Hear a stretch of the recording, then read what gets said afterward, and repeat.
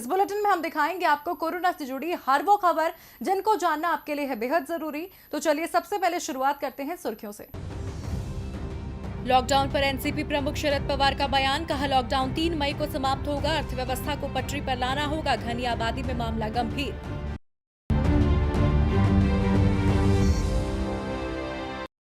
Lockdown छूट पर तेलंगाना के मंत्री तलासनी श्रीनिवास यादव ने केंद्र पर उठाए सवाल, कहा 2 करोड़ लोग फंसे हुए हैं, बस से बेहतर विकल्प है ट्रेन, केंद्र का फैसला सही नहीं।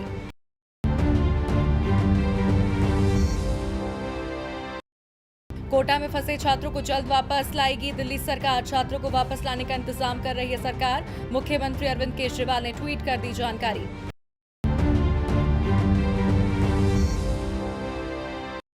कोरोना से जंग में केंद्र सरकार की कोशिशों से और ज्यादा फेमस हुए पीएम मोदी, अमेरिका की survey and research firm morning consult के अनुसार पहले से ज्यादा फेमस हुए मोदी।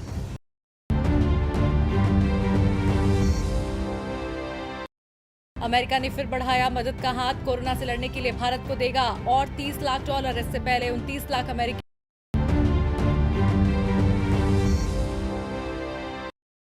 दुनिया भर में कोरोना अपने पैर जमा चुका है। इसे जड़ से खत्म करना सुपर पावर देशों के लिए भी बड़ी चुनौती बन गया है। अपने इस रिपोर्ट में बताते हैं आपको कल से अब तक कोरोना ने कितनी तेजी से रफ्तार पकड़ी है, यानी क्या है देश दुनिया का ताजा आंकड़ा।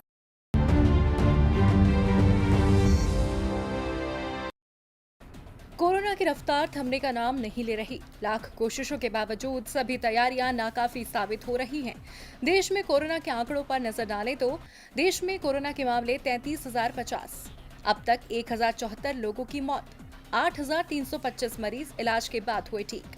महाराष्ट्र में 9,915 कोरोना संक्रमण के मामले, गुजरात में कोरोना संक्रमितों की संख्या 4,082, दिल्ली में 3,439 कोरोना के मरीज। देश में कोविड-19 मरीजों के डबलिंग रेट, रिकवरी रेट और डेथ रेट तीनों मोर्चों पर खुशखबरी मिल रही है। केंद्रीय स्वास्थ्य मंत्रालय के संयुक्त सचिव लव अग्रवाल ने कोरोना पर प्रेस ब्रीफिंग के दौरान इसकी विस्तृत जानकारी दी। उन्होंने तीनों के अलग अलग आंकड़े पेश किए जिनसे पता चलता है कि कोरोना की लड़ाई में देश को बड़ी कामयाबी मिल रही है। वहीं दुनिया के आंकड़ों पर गौर करें तो दुनिया भर में कोरोना के 32,35,000 मामले, 2,28,000 लोगों की मौत, 10 लाख मरीज कोरोना से हुए ठीक। अमेरिका में 10,64,000 कोरोना के मरीज, अमेरिका में 61,000 से ज्यादा लोगों की मौत। स्पेन में कोरोना के मामले 2,36,000, स्पेन में कोरोना से 24,000 से ज्यादा लोगों की मौत। इटली में 2 लाख से ज्यादा कोरोना संक्रमण के मामले, इटली में 27,000 से ज्यादा लोगों की मौत। कोरोना वायरस महामारी से संक्रमित लोगों के आंकड़े दुनिया भर में लगातार बढ़ते जा रहे हैं। इस बीच कई मामले ऐसे हैं जहां कुछ लोगों में कोरोना के कुछ ही लक्षण हैं, यानी उनकी हालत ज्यादा गंभीर नहीं है। ऐसे में लोगों के पास घर में रहने और आराम करने की बेहतर सुविधा है, तो वो लोग होम आइसोलेशन का पालन कर सकते हैं और जो स्वस्थ हैं वो भी लॉकडाउन और सोशल डिस्टेंसिंग का पालन करें।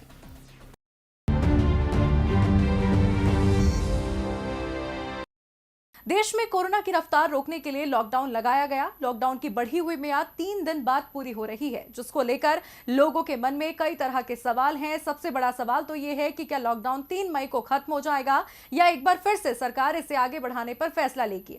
अगर लॉकडाउन हटता है तो सरकार की नई एडवाइजरी में क्या खास रहेगा, आखिर लॉकडाउन हटाने के लिए कितना तैयार है भारत, इस रिपोर्ट में देखिए। अब सभी को इंतजार 3 मई का है। उम्मीद है कि उससे पहले प्रधानमंत्री नरेंद्र मोदी एक बार फिर जनता के सामने आएंगे और देशवासियों के नाम एक और संदेश देंगे, जिसमें लॉकडाउन को लेकर सरकार के कदम के बारे में लोगों को जानकारी देंगे। लेकिन लॉकडाउन को लेकर लोगों के मन में कई सवाल चल रहे हैं। सबसे बड़ा सवाल तो ये है, क्या 3 मई को लॉकडाउन खत्म हो जाएगा? लॉकडाउन हटाने के लिए सरकार कितनी तैयार है? लॉकडाउन हटाने के लिए सरकार का एग्जिट प्लान क्या है? अगर लॉकडाउन हटाने के बाद संक्रमण के मामले बढ़े तब सरकार क्या करेगी? सरकार की नई एडवाइजरी में किन बिंदुओं का जिक्र होगा? हालांकि सरकार पर अर्थव्यवस्था का बढ़ता बोझ तो लॉकडाउन हटने की ओर इशारा कर रहा है। सरकार ने कहा कि 3 मई को लॉकडाउन खत्म होने पर कुछ जिलों में छूट दी जाएगी, तो कई राज्य लॉकडाउन बढ़ाने पर विचार कर रहे हैं। पंजाब ने 3 मई के बाद भी 2 हफ्तों तक लॉकडाउन बढ़ाने का फैसला किया है। सिर्फ उन जिलों को छूट रहेगी जो हॉटस्पॉट में नहीं आते। अच्छी खबर यह है कि देश में संक्रमण के दोगुने होने की रफ्तार धीमी हो गई है। 8 की बजाय 11 से 12 दिन में कोरोना के मामले दोगुने हो रहे हैं। कुल मिलाकर देखा जाए तो सरकार 3 मई को सशर्त लॉकडाउन हटाने की घोषणा कर सकती है। ये छूट केवल उन जिलों में दी जा सकती है जहां या तो संक्रमण के मामले नहीं हैं या फिर बहुत कम है। देखना होगा कि सरकार इस पर क्या आखिरी फैसला लेती है।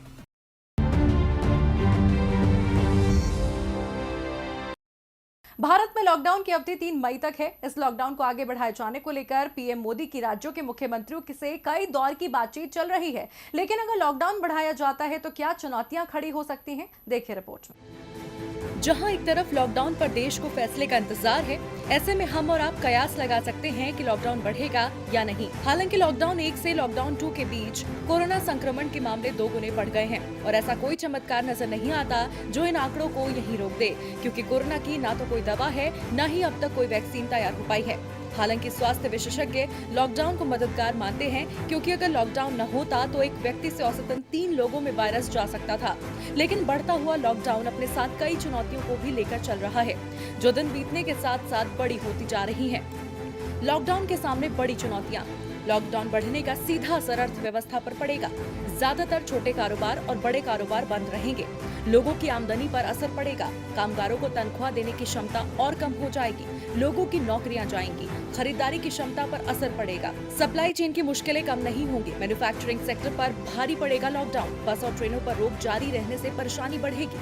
आर्थिक जानकार कहते हैं कि स्थिति ऐसी ही रही तो पुलिस, हेल्थ केयर वर्कर जैसे सरकारी कर्मचारियों की तनख्वाह देने में भी दिक्कत आ सकती है। डॉक्टर बयोत्रा कहते हैं कि सोसाइटी में अभी वायरस खत्म नहीं हुआ है। हम अभी भी ऐसी स्थिति में हैं जिसमें हम वायरस को नियंत्रित करने की कोशिश कर रहे हैं। वो भी मानते हैं कि लॉकडाउन को फिलहाल तो पूरी तरह नहीं खोला जा सकता, लेकिन सुरक्षा उपाय करते हुए कुछ छोटी मोटी आर्थिक गतिविधियां शुरू करने के पक्ष में वो भी हैं। वहीं डॉक्टर अतुल कक्कड़ कहते हैं कि अभी भी हम क्रिटिकल स्टेज में हैं और सोशल डिस्टेंसिंग अभी भी अहम है और इसमें लॉकडाउन मदद करेगा।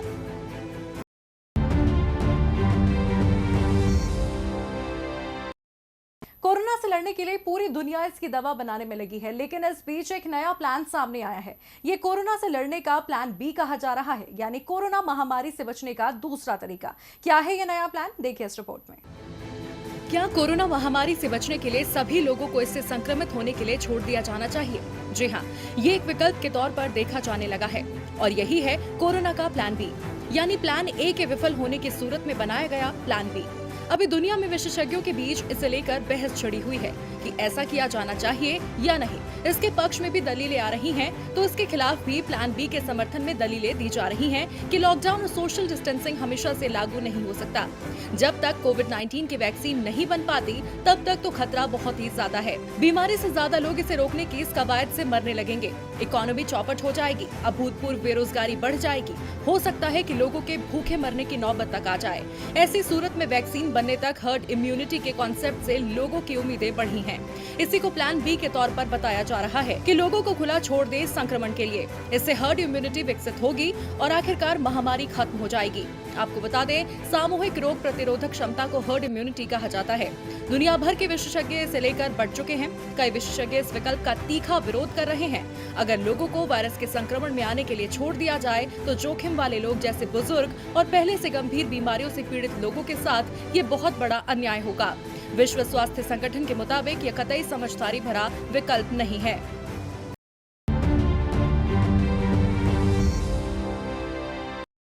देश भर में फैली महामारी कोरोना वायरस ने भारत में सबसे ज्यादा महाराष्ट्र को प्रभावित किया है। यहां तेजी से संक्रमितों का आंकड़ा बढ़ता जा रहा है और इसी बीच अब महाराष्ट्र के वैज्ञानिक और डॉक्टर भी इसका इलाज ढूंढने में जुटे हैं। राज्य में प्लाज्मा थेरेपी का ट्रायल सफल होने के बाद अब एक और तरीके पर काम चल रहा है। तो क्या है वो तरीका? इस रिपोर्ट में देखिए।